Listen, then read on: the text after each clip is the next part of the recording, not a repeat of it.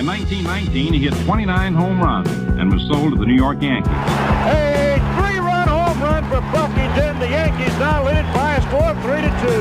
Bill Lee is now going over to a couple of the Yankees, and there they go again.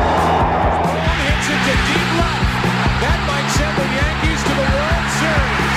Varitek and A-Rod going at it. Roberts is going. Posada's throw. Roberts safe. And what can I say? Just tip my hat and call the Yankees my daddies. Welcome to Fanbase, a deep dive into the greatest rivalry in sports, episode 172. John Senecal, myself, Brian Shackman. We have producer Matt Soroyes. We are into the League Championship Series. I didn't think I fared particularly well in my predictions for the last round, and I don't really care. I'm going head versus heart. First of all, how are you? I'm good. It's we're plugging away. My son came home for a break to visit from college. So nice. Does he feel like a different person? He's a little bit different. Yeah, it's different having him around the house. There's more crap around the house. No, but when you say you maybe think about going to bed, he's like, Dad. No, STFU. They were laughing at me that I was going to bed. He rolled in at like a little before 3 a.m. on Saturday morning. And you're okay with that? Well, what am I going to do? Am I going to stand out in the front porch and wait for him? And then when he goes off to college, go down there and stand out on the front porch, wait for him? I mean, he's got to grow up at some point. You know, he's going out with his friends he hadn't seen in a while. They're over at someone's house. I knew where he was, so, it is what it is. I did the same stuff when I was younger. I know. I'm a hypocrite. I'm the double standard. I understand it. But that's cool. You got to see him. My wife got to see my daughter. We have family weekend next weekend. It's weird, though. Yeah, we have family weekend next weekend. So it's like they come home, then you go right to family weekend, which is kind of strange. My daughter chose not to come home, even though she has. Well, you'll get to see her next weekend. Yeah. Anyway, let's get to baseball. I have to say, we're already into the Dodgers. When this goes to press, we're already into the Dodgers-Mets. And obviously game one was a fiasco for the Mets. And nobody seems to know. You're probably the only person that knows anything about anything with Cleveland. I couldn't name 3 players on Cleveland. So I don't know anything about them. I just know that I'm kind of not into the Yankees right now. I don't want to see Boone fired. I want to see some action. I don't know why. I just do. You want to see Boone fired? Well, the last year was the time that Boone was going to get fired. So I don't think that's happening this year. So making the League Championship Series enough to save his job. I would say that Kim and Cashman are both safe. Okay. I would think the one thing that might happen is if they don't win the World Series, they might freak out and spend more, knowing that what the 4 teams that are left are all outspending them. There's $300 million teams except for the Indians. Yeah, the Guardians. The Indians aren't. The Guardians. But yeah, I mean, the last three of the 4 teams are $300 million payroll teams. So I mean, I guess you get what you pay for, right? Now, granted, the Mets they're paying for half the league too because they're scattered all about. And a lot of players who aren't with the Mets any longer. Exactly. I do hope that they can give the Dodgers a series. Let's get into our predictions and listen. We're already, even though the Mets don't look good, I'm still picking the Mets. We all picked the Mets to be here, so let's. Yeah. Start with that. I mean, none of us didn't have the Mets here, which was a huge feat because they had to knock off the Phillies. And I don't think a lot of people thought that, even going with how hot the Mets were. You have to, by the way, we can digress. You have to really, I think Bryce Harper has delivered on his promise. I mean, he's a great player. We've known about him since he was a teenager.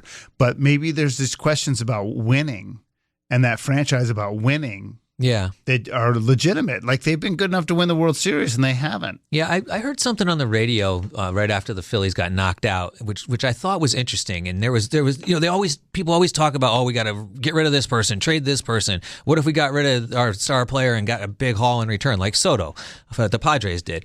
But someone had mentioned about trading Bryce Harper. Now, obviously, I'm sure there's a no trade clause involved with that, but he could approve it, though. Yeah, one person had said that maybe Bryce Harper isn't the best teammate because he's so damn intense. Like, he makes everyone around him almost nervous with his intensity. Where he's a great player, he's a great teammate, but he's not the teammate that you necessarily want. Where like a Francisco Lindor teammate is so cool, calm, and collective that no one gets edgy. Where Bryce always is like so wound tight and so that might put other people on edge a little bit. And it might knock off the performance of the other team. Now, I don't know what the validity to that is, but I mean, obviously Bryce Harper has been a polarizing figure a little bit since he's been in the league. Right back to that's a clown question, bro. And they asked him if he was going to drink in Toronto before he turned of age. So, but my point is that maybe there's going to be some criticism. I mean, that team has not delivered. I mean, the Phillies. With this group have been very successful in the regular season and have very little to show for it. Absolutely. And I definitely think there'll be criticism, and it's tough to see who they're going to criticize because, the manager is relatively new because they bumped Girardi in the middle of the season before to bring him in. So I don't necessarily see them dumping him in the middle of an extension. So yes, I think they need some retooling, but what is that going to be? Maybe it's just some bullpen help. The stars are there. Let's be honest. The stars are definitely there on that team. So who are you picking in the NLCS? So the NLCS, as we speak, the Mets are already down 1. But it's tough because the Dodgers on paper, they got the star power, but they don't have the pitching. But that being said, what they've done pitching-wise. They've tied a scoreless innings record with the 66 Orioles at 33 innings. So one more scoreless inning on Monday, and they got the record. So it should be interesting to see. I don't necessarily think the Dodgers have it. I know they have Mookie and they have Shohei. And when Mookie gets hot, the Dodgers get even hotter, right? Freeman is an interesting character because he's hurt. I don't know if he makes it through the postseason injured the way he is, because how long can you just hobble and hobble around the bases and not be a factor? I think the Mets do come back. I think the Mets come back and force a Game 7. I don't necessarily think that the Mets can win it, though. I just feel like the Dodgers have too much momentum. They'll have the home field advantage, and they'll win in 7. I just want to ride the heart. I like the Mets. I really have always loved Pete Alonso. I like the underdog side of it. So I don't think they're going to win either, but I'm picking them. I'm picking them to win. My thing with the Dodgers, they're like when we talked about the potential lineup with the Yankees, if everyone was healthy, we're like, that's unbeatable. When you think about it, if Kike Hernandez and Kyle Muncy hit,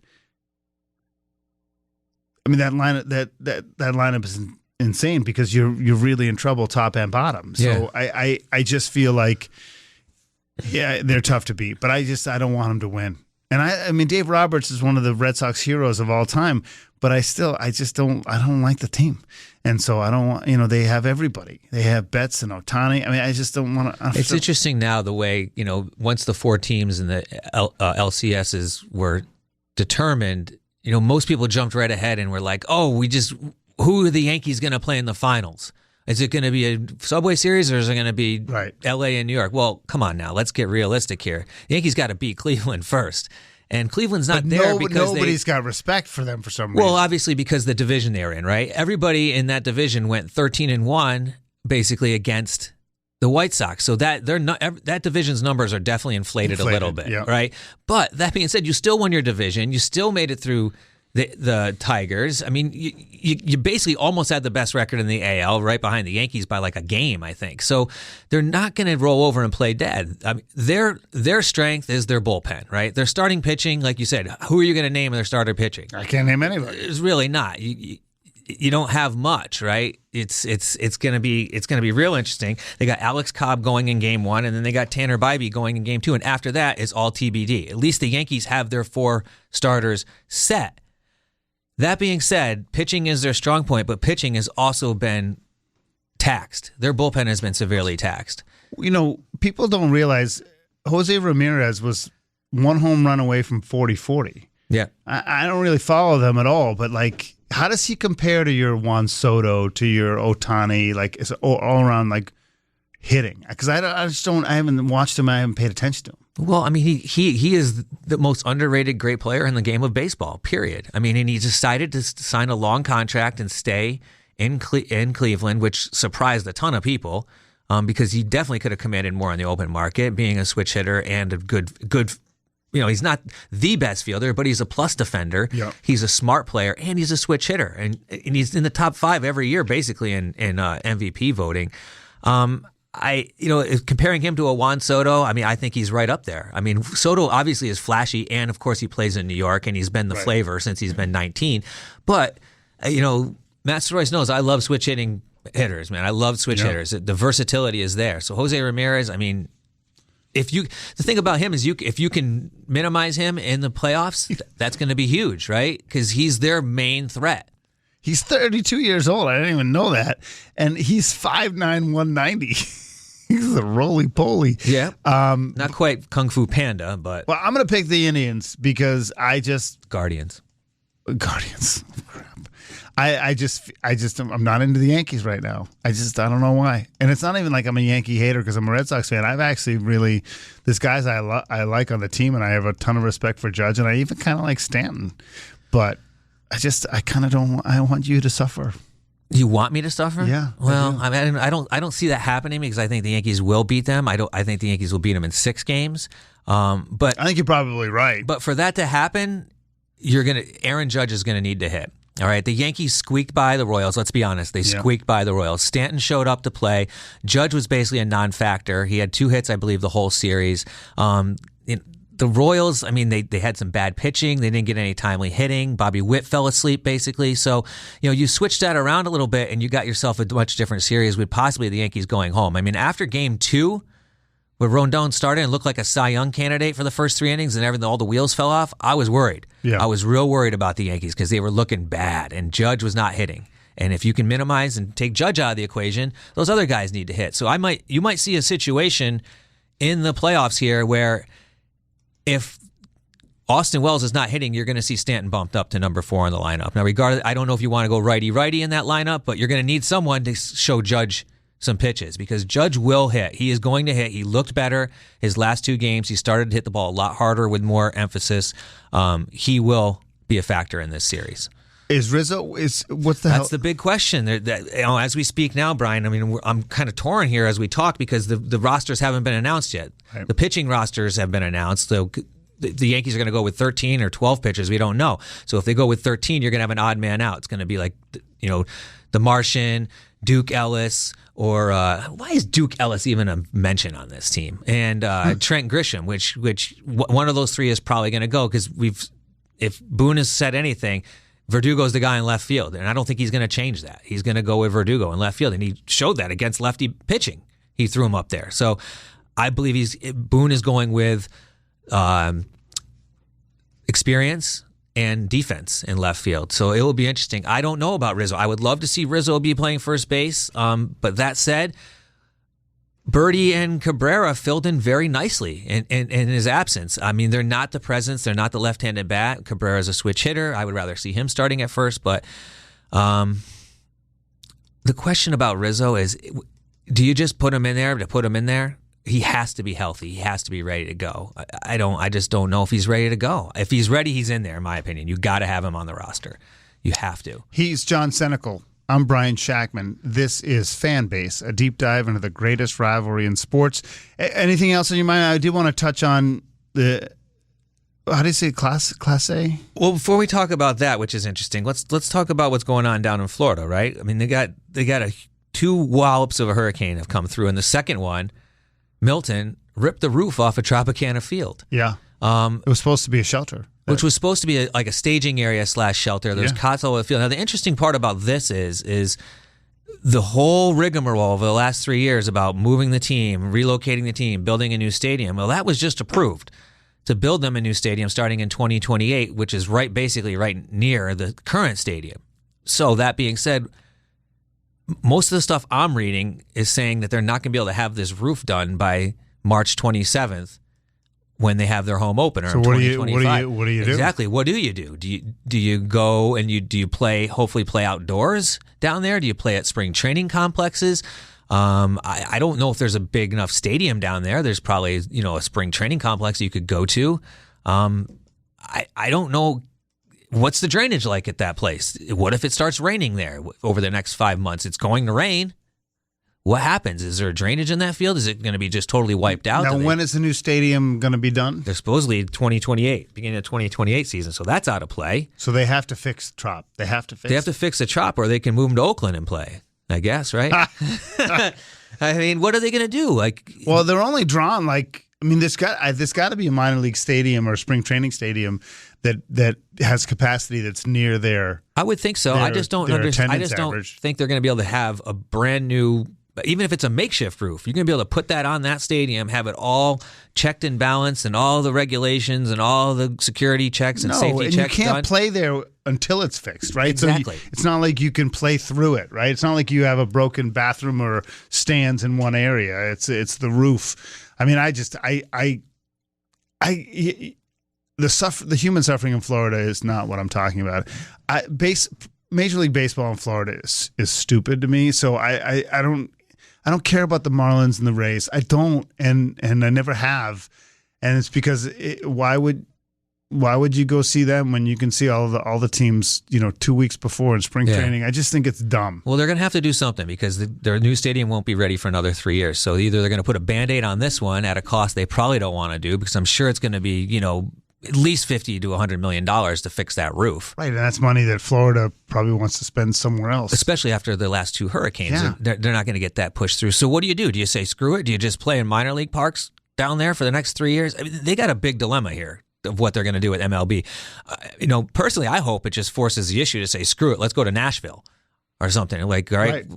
That's what sort of my point is. Like, it'd be better if they just left and went to Salt Lake City or Nashville or whatever. Yeah. Well, maybe that will happen. I mean, maybe this is something that they're going to realize that, this is not something we want to do going forward. Yeah. The problem is you have to have owners. You either have to sell the team or have the owners want to do it. And that's the problem. If they were league-owned teams, it'd be a whole different animal.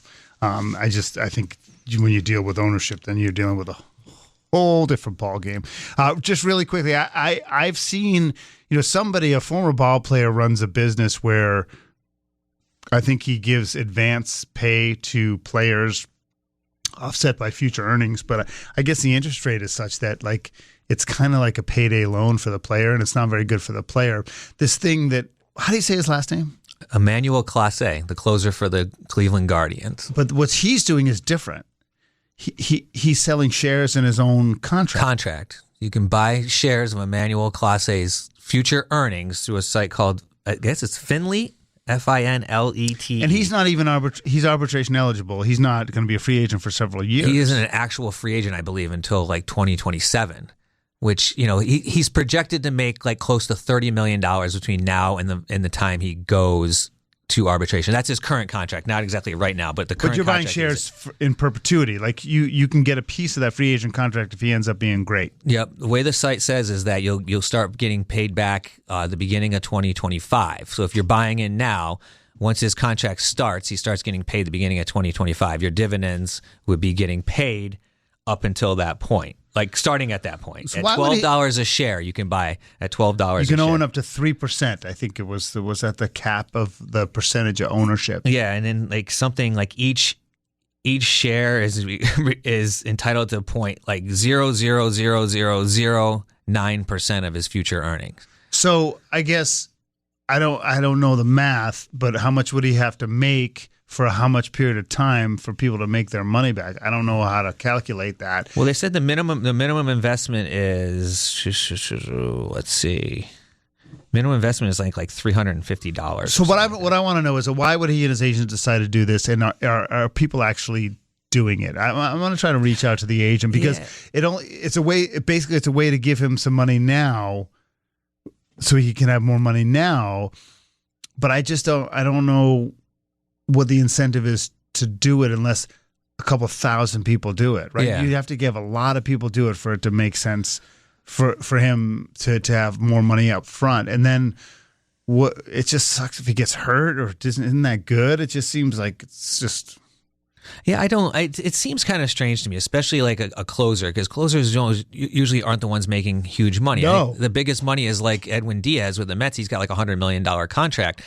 So you're figuring like, what is like 1/10,000 or what? It was more than that, like 100,000% of his future earnings or something like that. It just doesn't seem viable to me. I mean, if you're going to spend, your minimum investment is what, $350? I mean, how long is that going to take to even get that back? It'd be kind of fun to get a check for like $2.50 after he retires.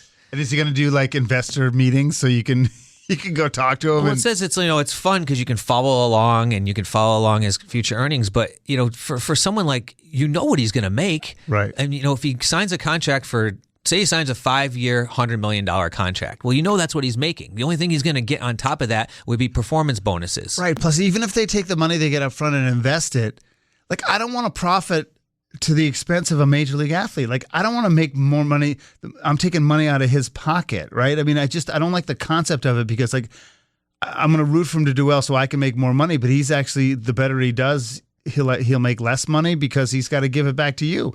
So I don't really like the concept of taking money out of somebody's pocket like that. It seems all kind of gimmicky to me. So anyway, I'd like to know the numbers. I'll try to follow up with the agent and see if they won't give us any data because they don't have to. But I'd imagine there's probably not a ton of data yet because this is all very new, too. Because I mean, they're obviously the data in terms of how many people are participating. Right? Yeah, I mean, they're obviously preying on newer contracts, like guys that are going to sign contracts coming up. So I mean, you're basically buying into this guy, hoping that he sticks around healthy for the next 2.5, 3 years, good, and he gets a big contract, and then his next contract is a huge contract, which it's kind of hard. And everybody wins. All right, John. So we'll catch up. I guess by the time we catch up, we'll have a World Series or no? Yeah, hopefully, unless something crazy happens in this series where it's out of control and we really need to talk about it. And we've made our picks, I think, and we'll reconvene before the World Series and go with that. Sounds perfect. He's John Senecal. I'm Brian Shackman. You've been listening to Fanbase, a deep dive into the greatest rivalry in sports.